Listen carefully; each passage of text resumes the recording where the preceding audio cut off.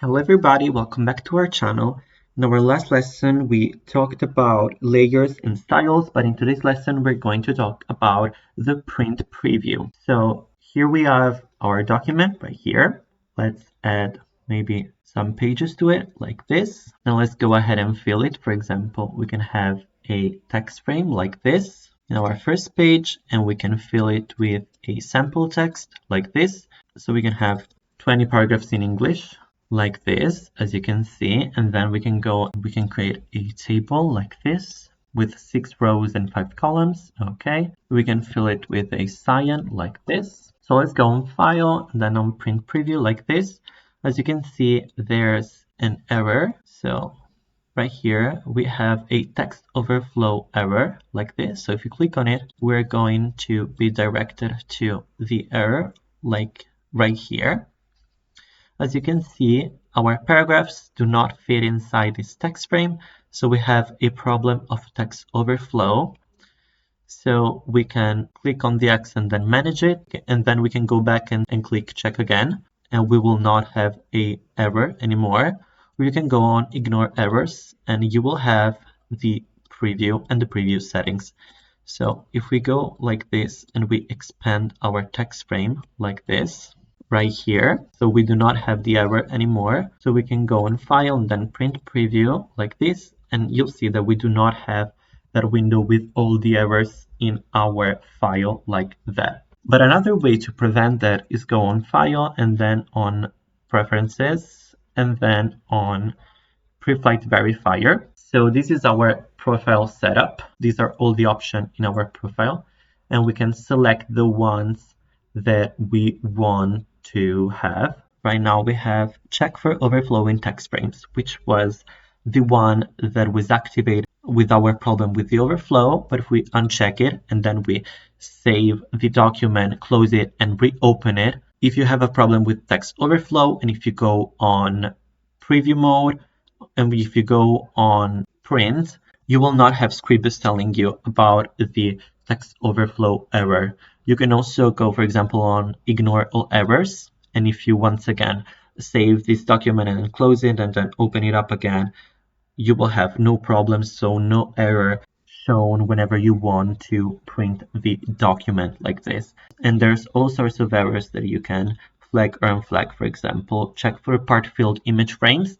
So this happens whenever you have an image frame with a picture in it, but the frame is not arranged to be the size of the picture. So this is right now not seen as a problem, but if you flag it, it will be perceived as a problem by SCRIBUS. You can click on OK, and then if you save this document and close it and reopen it, you will have all of the options modified. Another thing that you can do whenever you have problems with the texts is going to edit and then on edit text with story editor like this. So you have this window right here. You can have it also a full screen window.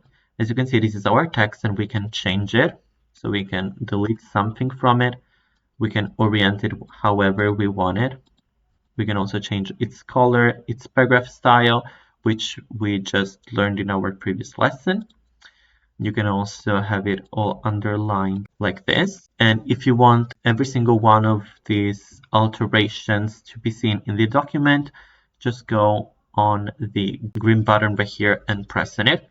This is really useful whenever you have lots and lots of text frames and you have also pictures and elements, and it's very difficult for you to read everything. So let's go on the green button and you'll see that everything was modified. Another thing that is really useful is selecting the text frame and then go to extras and go to check spelling right here. So we'll open this window with the check spelling. Let's select our language, so English US like this, and you'll see that every single word that this dictionary does not find correct, it will be shown in red by SCRIBUS in this window.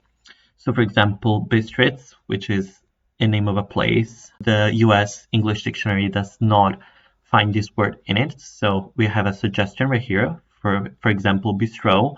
So we can change it like this. We also have left with a capital letter like this. So for example, we have lift, loft, and left, and we can, for example, ignore this. Okay.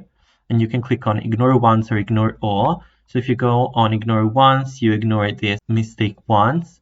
But for example, if left or this Munich right here is present many times inside the text, you can go on ignore all, and you will not have this error shown many times, but just that once where we clicked ignore all. Right here we have at, where we can ignore it once, and PM with the capital letter, we can go on ignore all. And then, for example, if we want to change first in est, every single time that is present on the text, we can go on change all, and so and so and such. So let's click on OK. And as you can see right now, our first was changed into est because we just changed based on what the dictionary was telling us. Now let's go to File, let's go to Print Preview like this. As you can see, we have a scaling right here for what the preview is showing us. So we can have a 200% preview or a 100% preview.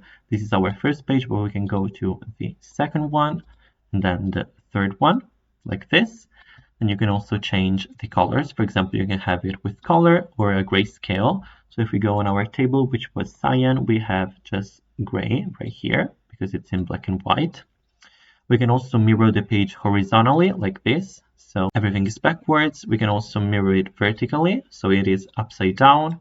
Then we can clip to printer pages and like this, which is not a problem because our text frame was inside the printer margins like this. And then we can go to print. Right here we can choose our printer, example like this. Then we can also decide the range. So we can print all pages or just the current page, or a range of pages, for example 1, 2, 3, or only the even pages or only the odd pages. And we can add this to the range. So for example, we can select one of these ranges of pages, or we can have consecutive pages, for example only 1 and 2, or just 1, or 1, 2, 3. We can move up and down the ranges of pages, and we can delete one of them. And then we can also go to advanced reordering so that we can reorder the pages. Then we can click on OK, and then we can select the number of copies. So we can have 3 copies of the 3 pages. We have the options, for example, printing color if available, or the grayscale as we saw earlier,